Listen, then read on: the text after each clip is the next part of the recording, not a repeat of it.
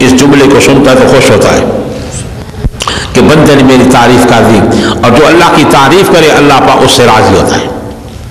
سبحان اللہ۔ پھر فرمایا کہو میرے بندے الرحمن الرحیم، ایسا اللہ جو بڑا مہربان نہایت رحم والا ہے، اللہ خوش ہو جاتا ہے کہ بندے نے میرے ساتھ ایمان رکھی رکھے اللہ رحمان رحیم ہے۔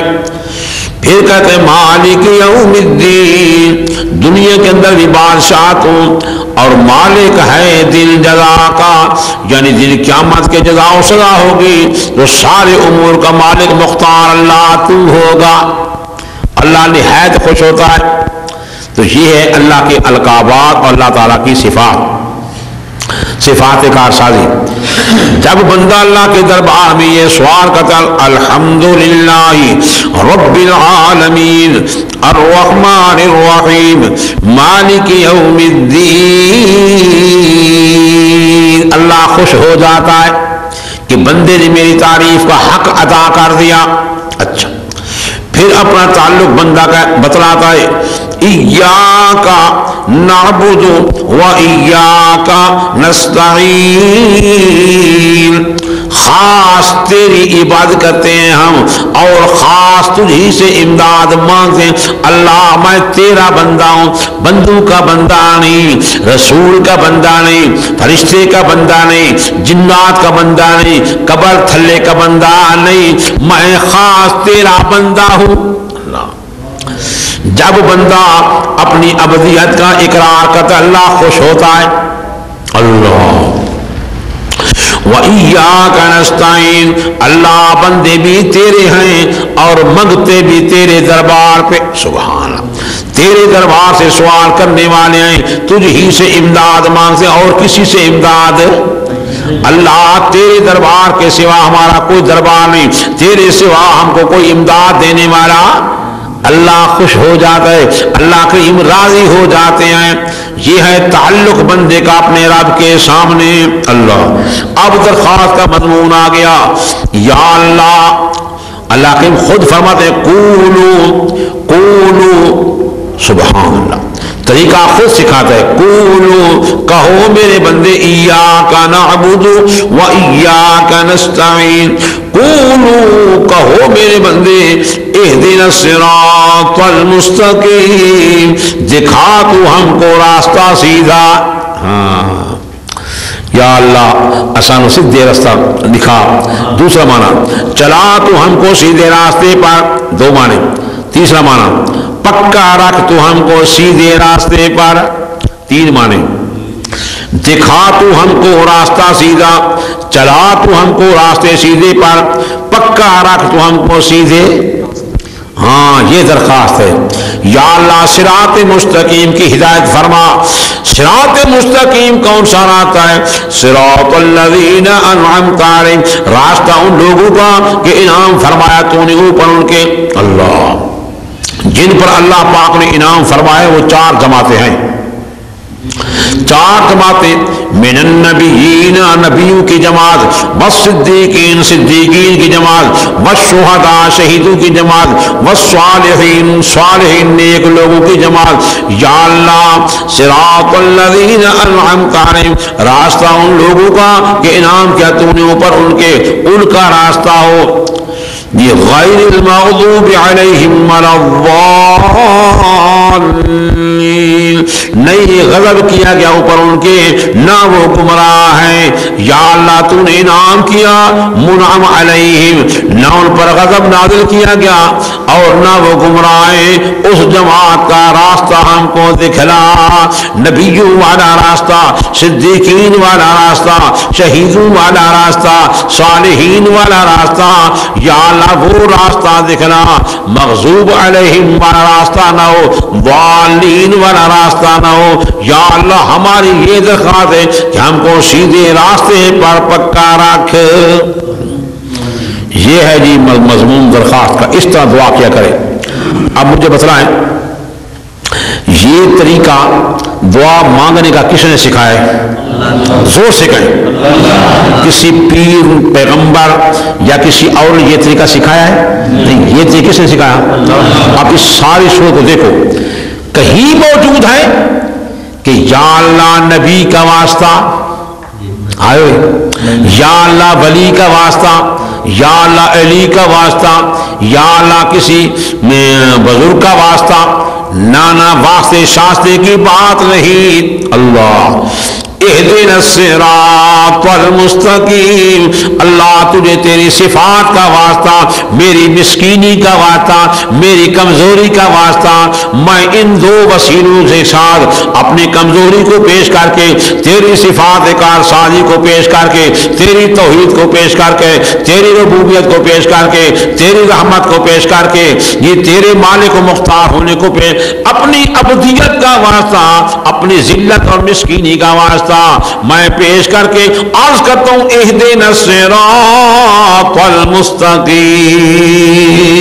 اللہ، اور سنتے بیٹھے ہو، لوگوں نے واسطے میں کتاب آ رکھی، نبی کا واسطہ، صدیق کا واسطہ، فاروق کا واسطہ، غنی کا واسطہ، علی کا واسطہ، پنجتن پاک کا واسطہ، فلانے کا واسطہ، فلانے واسطہ واسطہ واسطہ واسطہ واسطہ واسطہ واسطہ، پوری کتاب واسطے کے لکھی ہے، فلانے کے واسطے نہیں، یہ نہیں کسی کے واسطے کی بات کی ضرورت نہیں۔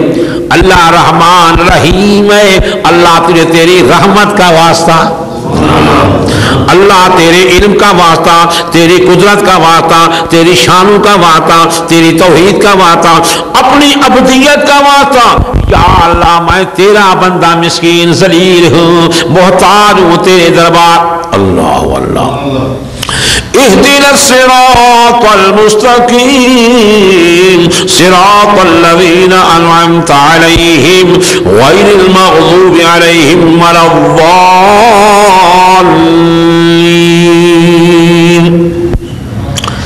یہ بات آپ کو سمجھ آ گئی؟ یہ تھی سورۃ فاتحہ جس کا نام ہے تعلیم المسئلہ، کیا کہیں گے؟ ہاں، سوال کرنے کا ڈھنگ سکھانے والی سورت۔ اس طرح دعا مانگا کرو، اللہ کی ہر مسلمان کو اس طرح دعا مانگنے کی توفیق عطا فرمائے۔ واسطے وسیلے، واسطے وسیلے، یہاں کوئی ضرورت واسطے وسیلے پیش کرنے، کسی کی ذات کو پیش کرنے کی ضرورت نہیں۔ اور واسطے وسیلے کسی ذات کے وہاں پیش کرتے ہیں جو نہیں سنتا، جو دعا کو نہیں سنتا یا رشوت لیتا ہے۔ جس طرح افسر ہوتے ہیں راشی مرتشی ہوتے بغیر رشوت کے بات سنتے بھی نہیں، تو وہاں سفارش یا رشوت دی جاتی ہے تو پھر وہ تیرا کام کرتا ہے۔ لیکن اللہ کریم کا دربار رشوت سے پاک ہے، وہ تو تمہیں کھلاتا ہے، وہ کھاتا نہیں ہے، کھانے سے پاک ہے، ظلم سے پاک ہے، اور تو وہ سنتا ہے، خود گناہگاروں کو بلاتا ہے کہ اے گناہگاروں میرے دربار پہ آؤ، رو رو کے دعا مانگو، میں تمہارے گناہوں کو معاف کر دوں۔ اللہ، واہ بھائی واہ۔ 24 مبارک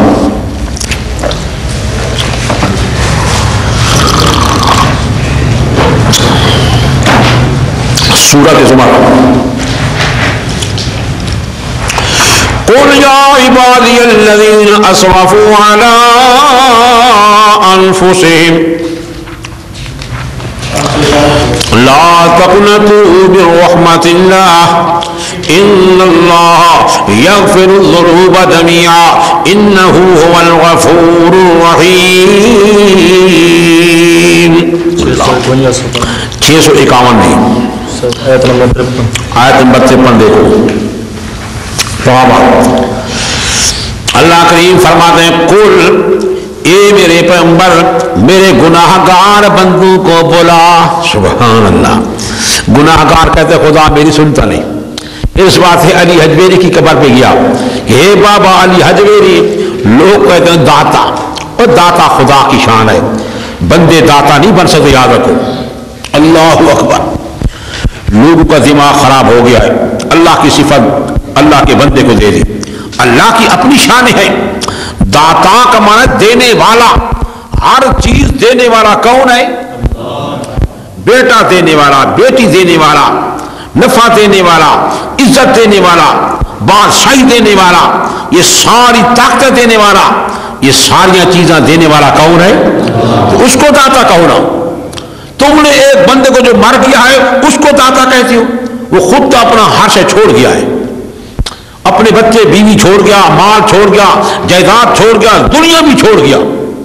ہائے ہائے وہ تو محتاج ہے، ہماری دعاؤں کا محتاج ہے. ہم اس کے حق میں دعا کریں اللہ یہ تیرا نیک بندہ تھا، ہمارا اچھا گمان ہے، اگر کوئی گناہ خطا ہے تو ہم دعا مانگتے ہیں اللہ اس کے گناہ معاف فرما دے. وہ ہماری دعاؤں کا محتاج ہے، ہم اس کے محتاج نہیں، ہم محتاج ہیں اللہ کریم کی دربار کے. اور سنتے بیٹھے ہو ہاں بہت غلط عقیدے پھیل گئے خدا کے سامنے. اچھا جناب اچھا گناہ گار یہ کہتے ہیں کہ اللہ ہماری نہیں سنتا. واہ بھائی واہ. جب قبر پہ جاتے ہیں نا، ہے بابا تو پہنچی سرکار ہے، تو نے بڑا کمایا ہے، ہم گناہ گار ہیں، ہماری سنتا نہیں تیری موڑتا نہیں. وہ تو آج لکھت میخ ہے کہ اللہ ہماری سنتا نہیں تمہاری موڑتا نہیں، خدا مجبور ہے. اور اللہ کریم کتنا مہربان ہے، اللہ کریم گناہ گاروں کو بلاتا ہے، نافرمانوں کو بلاتا ہے.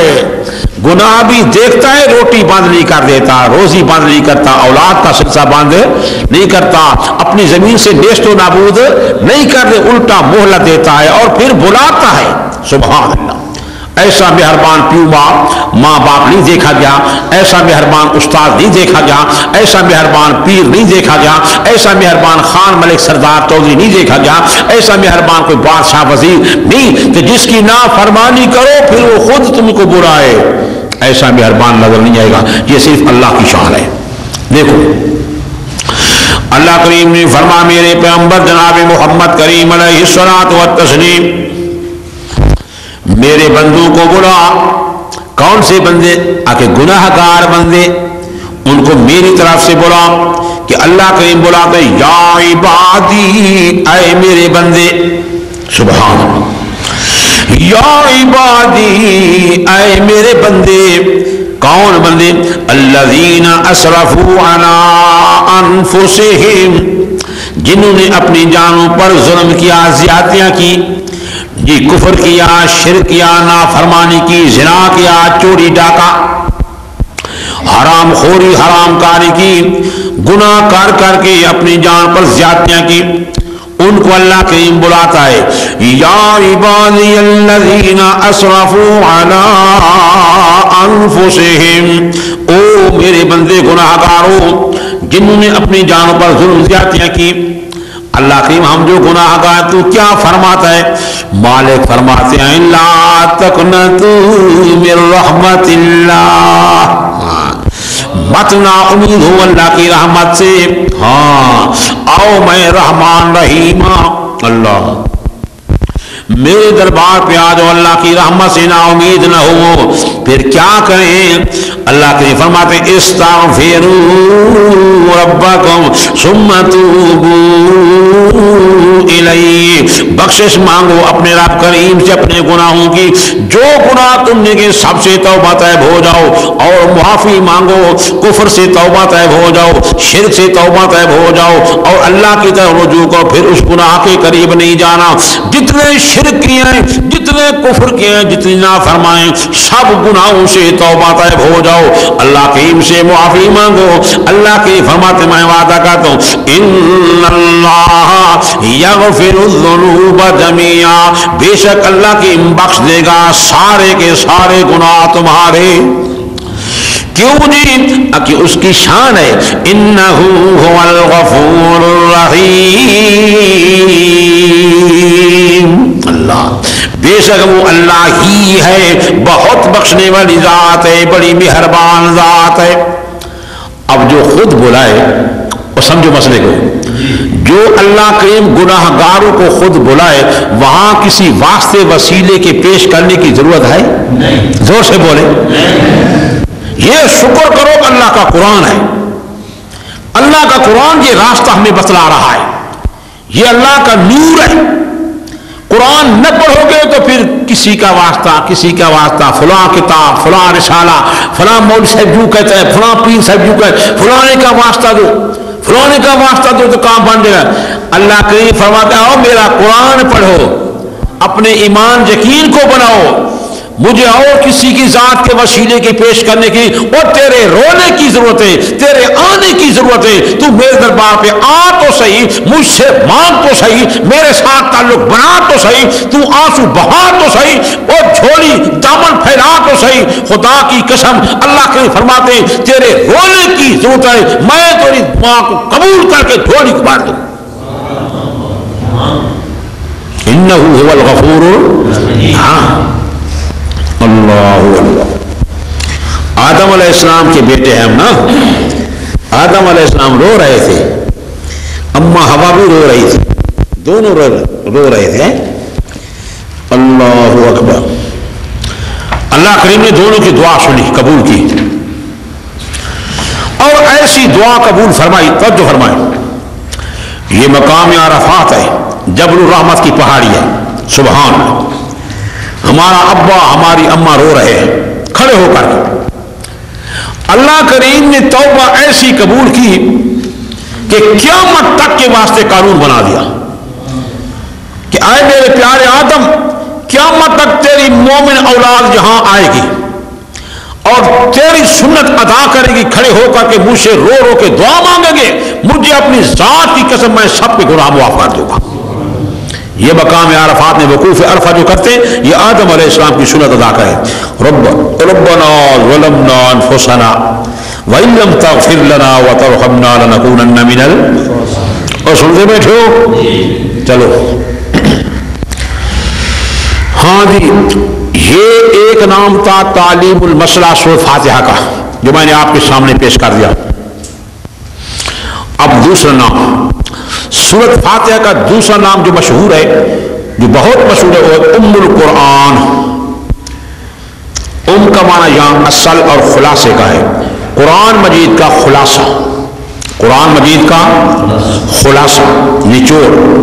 وہ کس طرح کہ سارے قرآن پاک کے اندر جتنے مسائل بکھرے ہوئے ہیں نا تفصیل کے ساتھ، وہ سارے کے سارے اجمالی طور پر سورۃ فاتحہ کے اندر موجود ہیں۔ سبحان۔ اس کی دو تقریریں ہیں، ایک تقریر ہے علامہ شبیر احمد صاحب عثمانی رحمہ اللہ کی، اور ایک تقریر مولانا حسین علی صاحب رحمۃ اللہ علیہ کی۔ اور سن رہے ہو، اس کی دو تقریریں ہیں، ایک تقریر علامہ شبیر احمد صاحب عثمانی کی، اور ایک تقریر مولانا حسین علی صاحب وہاں بھتروی کی رحمہ اللہ۔ اب پہلے میں عثمانی صاحب کی تقریر عرض کرتا ہوں۔ مولانا عثمانی سے فرماتے ہیں کہ قرآن مجید کے اندر 6 مضامین بیان کیے گئے ہیں۔ کتنے جی؟ 6۔